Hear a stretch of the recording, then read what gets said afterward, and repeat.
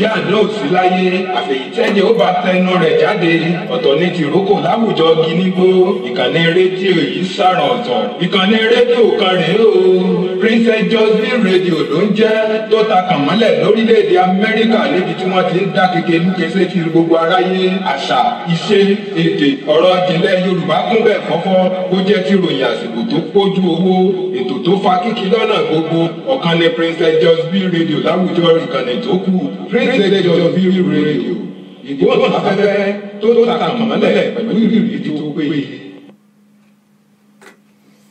Ẹ káàbọ̀ sórí ètò yìí.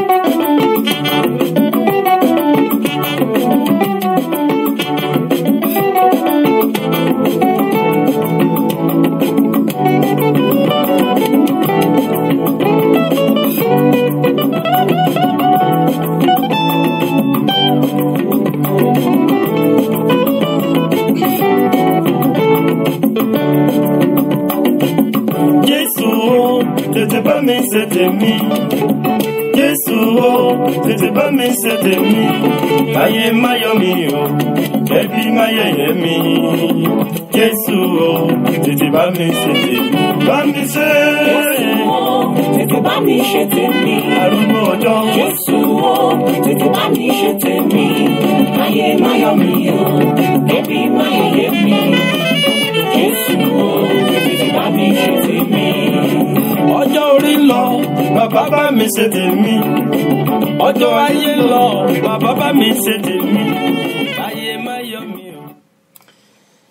Kábíyèsí arúgbó ọjọ́ agbógbó tó kọjá ogbó àgbààgbà tó kọjá àgbàlagbà òràn máa níṣẹ́ fàyàtì aláàfin àjọbọ onígẹ́gẹ́ ti gẹ́gẹ́ onígẹ̀gẹ́ǹgẹ̀ olóòní àtàná olíjẹta ń jẹrin àlàpà ìjáyà aríranjùrán lọ mímọ́ ni ọ́ ọba tí ń gbébi mímọ́ ṣe mímọ́ jẹ mímọ́ wọ mímọ́ tó fi mímọ́ ṣaṣọ bora mo ṣe kábíyèsí fẹ́dùmarè ọlọ́run tí ń jẹ́ ìyanu ìyanu òwúrọ̀ ìyanu ọ̀sán ìyanu alẹ́ ìyanu ní gbogbo ìgbà ọba tí ń fọwọ́ agbára kábi kúrò lórí àwọn ọmọ tiẹ̀ ọba tí ń ṣẹ́gun láì dojú ogun ọba tí ń gbógun mì láàyè ẹ káàbọ̀ sórí ètò yín ètò wa Kristẹni Ìgbàanì mo kí wa lónílé lálejò gbogbo ojú tó ń wò mí ojú yín ò ní fọ́ etí tó ń gbọ́ mi etí yín ò ní dì ìmọ̀ta ò ní jọ lórí yín èyí tó kù kọ́dún yìí ó parí ẹ ò ní fẹkún parí ọdún ayọ̀ ìdùnnú àlàáfíà ni ó máa jẹ́ ti gbogbo wa ẹ káàbọ̀ sórí ètò yín ètò wa Kristẹni Ìgbàanì tí ẹ ti ń gbọ́ níta rẹ̀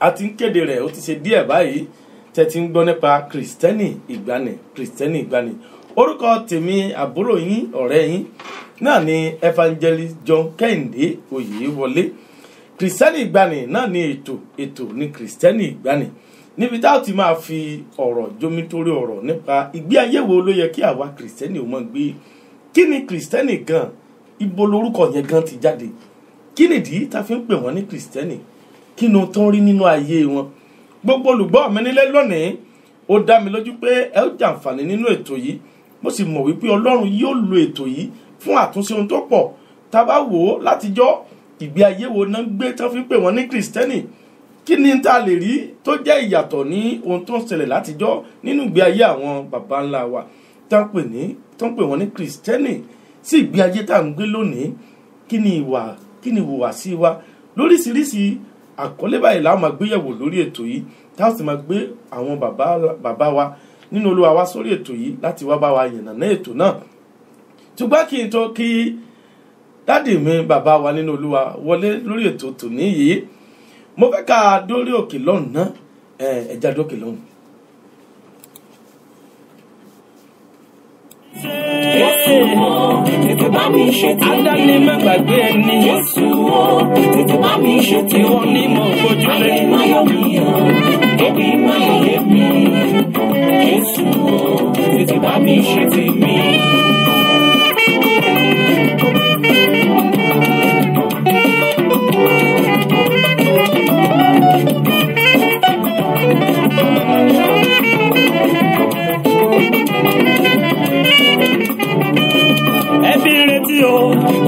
ọjọ́ ayọ̀ mi ọ̀rẹ́ ń retí o ohun mọ́ lọ́dọ̀ rẹ ayé ń retí o ire ayé mi bàbá mo pè ọ́ o tètè bá mi ṣe tèmi ayé má yọ mi o kẹ́bí má yẹ̀yẹ́ mi mo ní Jésù o tètè bá mi ṣe tèmi bá mi ṣe.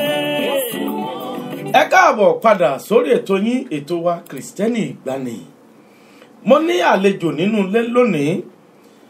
Ìránṣẹ́ Ọlọ́run ni wọ́n, bàbá wa ni wọ́n jẹ́, gbajúgbajà onísọjí ẹ̀mí ni wọ́n jẹ́.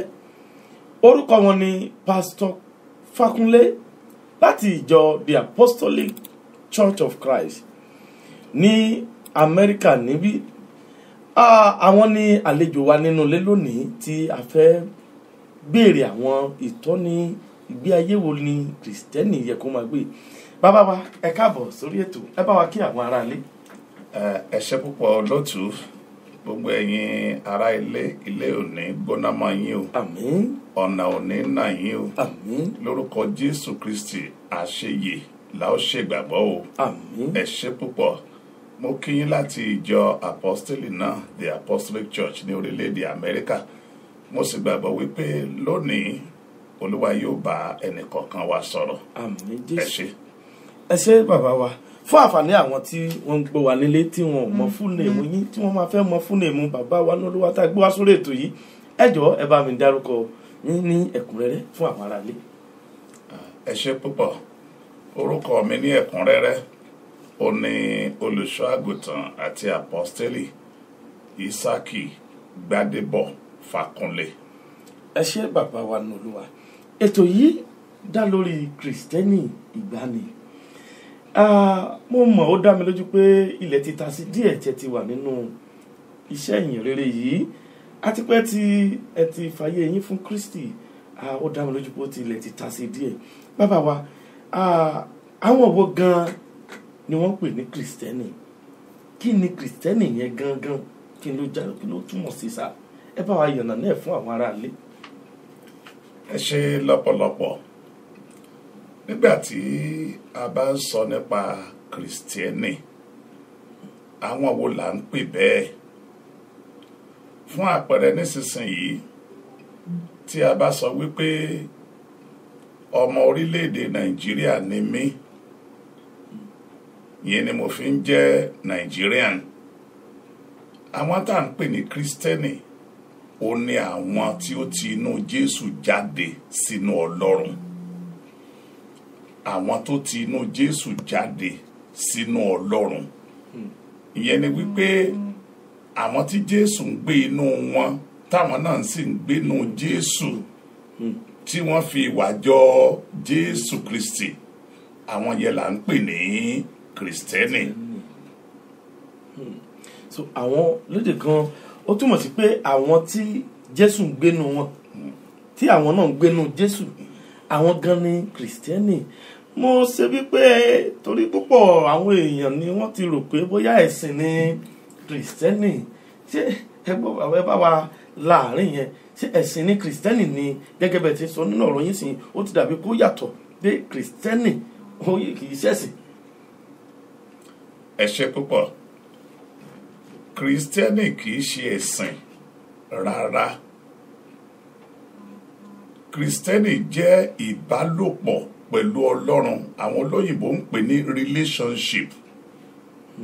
Christianity is a relationship with God, not a religion per se. No. Ìbálòpọ̀ pẹ̀lú Ọlọ́run ó là ń pè ní Kristẹni. Ìyẹn ni pé kéèyàn fi ìwà jọ Ọlọ́run. Kó fi ìwà jọ Kristi. Kó fi ìwà jọ Kristi. Ìyẹn là ń pè ní Kristẹni. Ẹni tó fi ìwà jọ Kristi là ń pè ní Kristẹni, kì í ṣe ẹ̀sìn. Kí ni à ń pè ní ẹ̀sìn? Ẹ̀sìn ni ọ̀nà tí ènìyàn ń gbà wá ojú rere Ọlọ́run nípa iṣẹ́ rere ara ẹni. N tá à ń pè ní ẹ̀sìn nìyẹn. Ṣùgbọ́n Bíbélì jẹ́ kó yé wa wípé gbogbo òdodo wa ó dàbí àkísà ẹlẹ́gbin níwájú Ọlọ́run.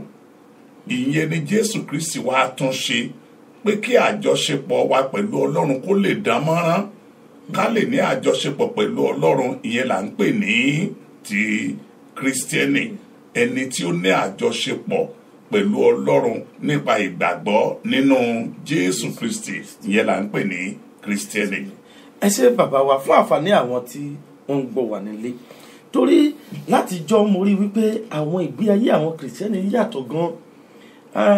Bóyá èmi dẹ̀ ni mi ò tún mọ̀ dáadáa. Bàbá wa, tí a bá fẹ́ di Kìrìsìtẹ́nì, kí ni àwọn ohun àmúyẹ tí ènìyàn lè fi di Kìrìsìtẹ́nì? Àbí torí gbogbo àwa tá a wà níta lónìí náà ni Kìrìsìtẹ́nì, pé ẹni tó ń lọ sí tó ń gbé àtẹ aṣẹ́wó Kìrìsìtẹ́nì ni, ó ń lọ chọ́ọ̀chì. So kí ni téèyàn lè fi torí nínú àlàyé tí ẹ ṣe sà pé ẹni tí Kristi ń gbé nínú rẹ̀ tóun náà ń gbé nínú Kristi, òun ni Kìrìsìtẹ́nì. So kí ni ènìyàn lè fi jẹ́ Kìrìsìtẹ́nì ní tòótọ́? Kí ni ohun àmúyẹ téèyàn lè fi di Kìrìsìtẹ́nì? Ó dá mo fẹ́ di Kìrìsìtẹ́nì báyìí o, kí ni mo lè fi jẹ́ Kìrìsìtẹ́nì? Ẹ ṣé lọ́pọ̀lọpọ̀. Ohun àkọ́kọ́ tí gbogbo wa gbọ́dọ̀ mọ̀ tí ò ní kọ́nu kọ́họ nínú, ó ní wípé gbogbo ẹ̀dá tá a bá bí nínú obìnrin, gbogbo ẹ̀dá tó bá jẹ́ wípé nípa ìbádàpọ̀ ọkùnrin àti obìnrin ló ti wáyé, ẹlẹ́ṣẹ̀ ni. Nígbà tá a bá pèèyàn ní ẹlẹ́ṣẹ̀, ìyẹn ni wípé ẹni tí ó fẹ́ o, ó kọ̀ o, ó gbọ́dọ̀ tẹríba fún ẹ̀ṣẹ̀ nínú ayé ẹ̀. Nígbà tí Dáfídì máa ṣàlàyé ẹ̀ kó yé wa nínú orin Dáfídì orí 51 láti ẹsẹ̀ 4 dé ẹsẹ̀ 5, ó wá ń sọ níbẹ̀, ó ní kíyèsí nínú ẹ̀ṣẹ̀ la bí mi, nínú àìṣedéédé ni ìyá mi lóyún mi. Ohun tí gbogbo ènìyàn ti jogún nìyẹn. Bíbélì wa jẹ́ kó yé wa wípé ikú ni èrè ẹ̀ṣẹ̀, ọkàn kọ́kàn tó bá dẹ́ṣẹ̀ yóò kú. Bíbélì tún jẹ́ kó yé wa wípé mímọ́ ni Ọlọ́run. Ọlọ́run mímọ́ àti ènìyàn ẹlẹ́ṣẹ̀ wọn ò lè jọ rìn papọ̀. Ó dàbí ẹni tó wọ aṣọ funfun tí ó wá ń bá elépo pupa ṣọ̀rẹ́. Ẹ ó rí wípé ìṣọ̀rẹ́ wọn yẹn á kó bá ẹni tó wọṣọ funfun.